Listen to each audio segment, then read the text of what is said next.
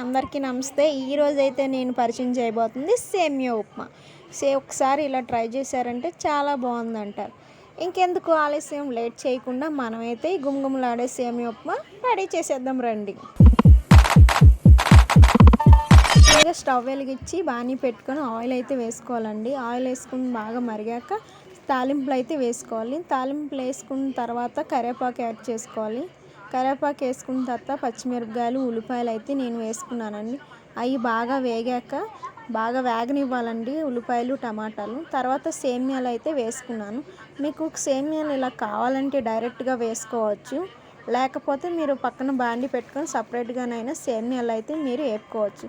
నేనైతే ఇలాగే చేసుకుంటానండి. మీకు ఇలా నచ్చితే చేసుకోండి, లేకపోతే మీరు సపరేట్గా అయితే సేమియాలను అయితే వేపుకోవచ్చు. సేమియాలు బాగా వేగాక నేను టమాటాలు అయితే వేసుకుంటానండి. ముందుగా వేయడం వల్ల సేమియా అయితే మెత్తబడిపోద్ది, అందుకని నేను టమాటాలు తర్వాత వేస్తున్నాను. టమాటాలు బాగా వేగాక వాటర్ అయితే యాడ్ చేస్తున్నాను. ఇప్పుడు రుచికి సరిపడా ఉప్పు అయితే వేసుకోండి. ఉప్పు అయినా వేసుకోవచ్చు, సాల్ట్ అయినా వేసుకోవచ్చు. కొత్తిమీర కూడా యాడ్ చేశాను. చూసారా వాటర్ అయితే ఎలా బాయిల్ అవుతుందో. మీకు ఇప్పుడైతే గుమగుమలాడే సేమియా ఉప్మా అయితే రెడీ అయిపోయింది. చూసారా ఎంతో సింపుల్గా చేసుకునే సేమియా ఉప్మా ఎంత బాగా రెడీ అయిపోయిందో. నాకు కొత్తిమీర వేసుకుంటే చాలా ఇష్టం అండి, అందుకే నేను కొత్తిమీరని అయితే యాడ్ చేశాను.